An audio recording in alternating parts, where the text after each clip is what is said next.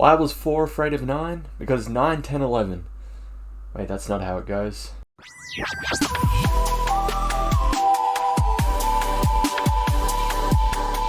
Hello and welcome back to Madman with a Box. I'm one of the Madmen, Chris, here to talk about Doctor Who, The Fourth Doctor Adventures, Series 11, The Nine. This is the second volume of Series 11. It's comprised of 3 stories, the third of which is only available if you buy the full box set, since the first 2 stories are available to purchase separately if you don't want every story. You know, I actually do kind of like that idea. If there's like a certain story that you're more interested in, you can just buy that instead of just buying the entire box set. But you know, I go in blind anyway, so maybe some stories where the synopsis doesn't sound interesting could actually be the ones that are my favorites. But I'm kind of a little hyped for this one. I wouldn't say hyped, but I like a certain character that's in this, so that was kind of my interest in getting this box set. So as usual, going as spoiler free as possible, starting off with the first story,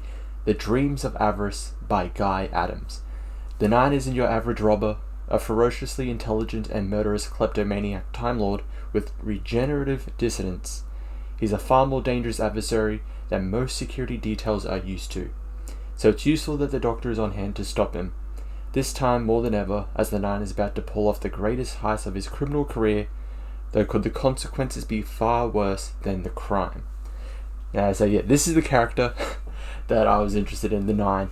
You know, the 8, the 9, the 11, the 12 are fantastic characters. It's such a amazing and wonderful idea. You know, a Time Lord whose previous selves still exist in their head. So this was my interest going into this box set of a incarnation of the Doctor facing off against one of the incarnations of, I think the unofficial term is the Collective, because they don't have a group name. I think just Collective is just works because they all just name themselves after the current numbered incarnation and how many incarnations actually exist at the time. So you know, the 9, there's 9 of them in existence in that single body. So the Collective, so anytime like the Doctor's facing off one of the Collective, I'm like, yep, I'm here for it. I'm all for it. This story, even with my bias going into it, I really enjoyed this story. This was definitely the standout story of the box set. The Doctor against the 9, amazing. The one-time companion, because this is during for Series 11, I think it's just for this series. This is after Deadly Assassin and before the Doctor meets Leela, so this is the 4th Doctor just by himself, so he gets kind of one-time companions throughout these stories. So for this one, it is Probert, Detective Inspector Alan Probert. I think he works really well with the 4th Doctor. They kind of like banter, their dynamic with each other, I really enjoyed, and that's kind of parallel to the 9's dynamic with his companion, Thana. They were together in, I believe, Legacy of Time. Legacy of Time. Where I think they faced off against the 5th Doctor and Jenny, if I recall correctly. So I like the kind of parallel, because theirs isn't really like the usual Doctor and companion dynamic, because Thana's there as essentially a prisoner, a treasure for the 9, because the 9, he's a kleptomaniac. He desires everything. I believe, if I recall, she's supposed to be the last of her kind, so she is, to him, an incredible rarity, so he has to have her. So she's kind of just there, only helping him to survive, not knowing what would happen if one of his other personalities decided to just take over and kill her, especially the 6th. The 6th just does not like her. So I like that parallel. It reminds me of what it's very similar to in the box set, the 11. It's a 6th Doctor box set, where the 6th Doctor faces off against the 11, and the 11 has his own kind of companion in those stories, the Miss Skivell, if I recall correctly, and her thing is that she's not really allied with the 11. She's there for her own purposes, and she's manipulating him. It's kind of similar to that to a degree, so I really enjoyed that. I wonder if it's a kind of intentional callback, even though it's set in the past for the collective. So I really enjoyed that. But overall, the pacing for it was really good. I just really enjoyed this story. It's not a lot I can say about it aside from, yeah, I just really enjoyed it. It was a very engaging story. And that leads us into Shell Shock by Simon Bernard and Paul Morris. When the TARDIS lands behind German lines at the height of the First World War, the Doctor finds himself inadvertently transported to a hospital full of traumatized soldiers. They're suffering from shell shock, but also something else. Something causing vivid nightmares that chill the blood, something not of this place. Things are not quite on the Western Front. This story I thought it was okay. I think it was a fine story.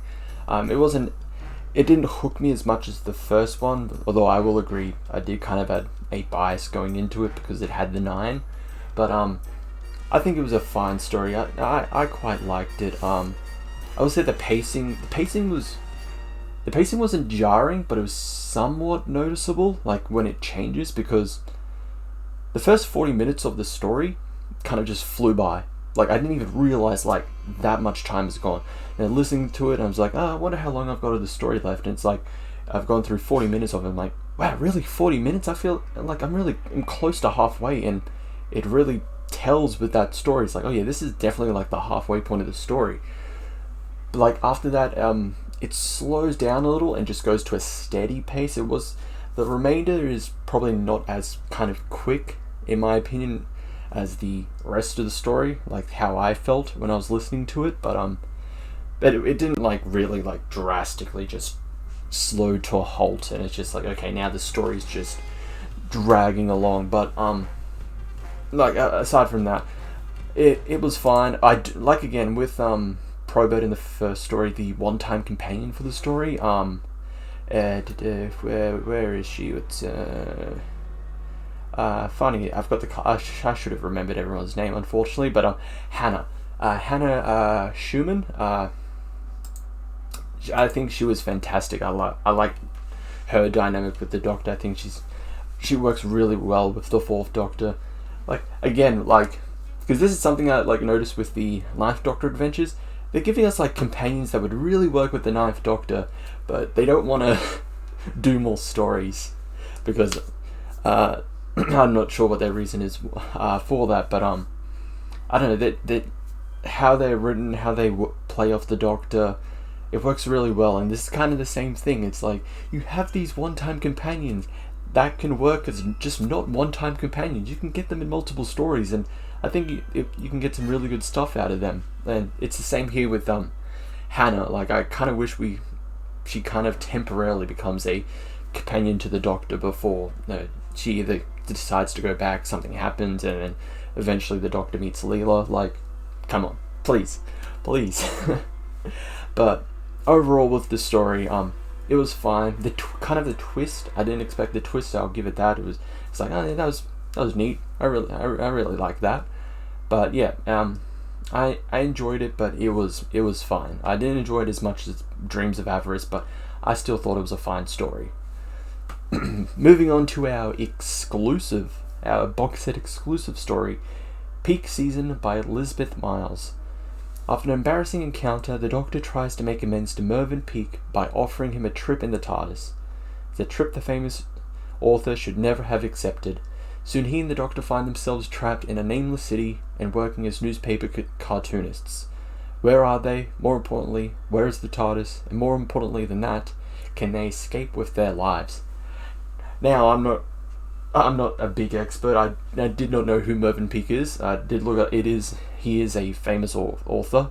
I think when even on the Wikipedia page, if I recall correctly, they make a mention of they refer it says here his works are sometimes compared to the work of his older contemporary J.R.R. Tolkien. At the start of the story, the Doctor accidentally crashes into he lets himself into Mervyn Peake's home, thinking he's in the home of J.R.R. Tolkien, and he wants to, just catch up with him, just, have adventures or have a drink with J.R.R. Tolkien. So I wonder if that's a intentional, reference, given just from this Wikipedia page that I'm reading here. So that was a nice little thing. Looking up who Mervyn Peake was and seeing that after hearing the stories, oh, that's a nice little detail. But the story itself, much like with Shell Shock, I thought it was fine. It is shorter compared to the previous stories because it's just an exclusive one to the box set. It's only approximately an hour long, I believe, if I recall correctly, and I think that is the perfect runtime for this story, because if it was about the same runtime as Dreams of Avarice and Shell Shock, the plot would have dragged immensely. So giving it this hour-long runtime, I think it just works. The pacing of it, the structure just worked more better with that runtime compared to a almost 2 hour long story. But again, I thought this was a fine story. It was okay. I didn't think Mervyn had as strong as a connection to the Doctor as I felt with Hannah and Probert in the previous two stories, but I think it was fine as a kind of a one-time companion. But yeah, there's not really much I can say about Peak Season. I thought it was just okay. There's nothing particularly wrong with it. It's not a bad story. I think it's just an okay story. But overall, with Series 11, The 9, if I had to rate it, I would give it a 7 out of 10. Yeah, I think it was good.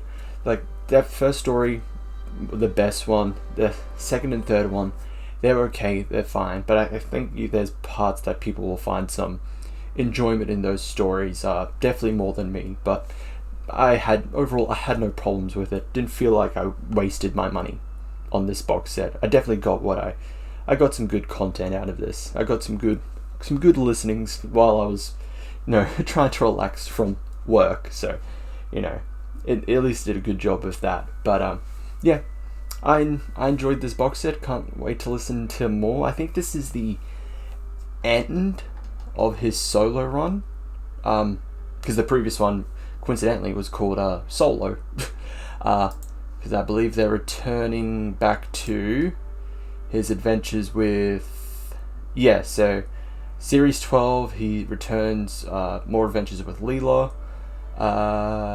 Series 13 there's Christopher Naylor in it, which I'm going to assume it's going to be Sarah and Harry, or it just says Harry, so just Adventures of the Doctor and Harry. Okay, that's interesting. But you can expect I'll be listening to those when they come out.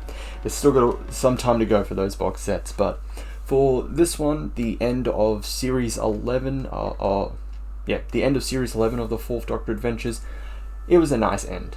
Oh, and before I finish, speaking of the cover, I do like the cover. It's not a huge fault with it. It kind of hits something with me when the bottom is just faded, obscured, nothing. Because I do appreciate that they don't want the actual cover itself, or showing all the people, the artwork itself. They don't want it obscured by the text, so they have it lifted up so it covers 2/3 of the cover, but then the bottom third is just for the text. And I get that. I wish it just didn't feel like there was just nothingness there. But I think it's a fine cover on its own. So that is it for my short review, shortish review discussion of the Fourth Doctor Adventures, Series 11, Volume 2, The 9. It's quite a wordy title. But thank you all for watching. Go check out any of my previous reviews. Go check out our live streams we do every week. Go check out the videos that my fellow co-hosts do, whatever they are. I assume they're good, hopefully. And I will see you all in the next one. Ciao.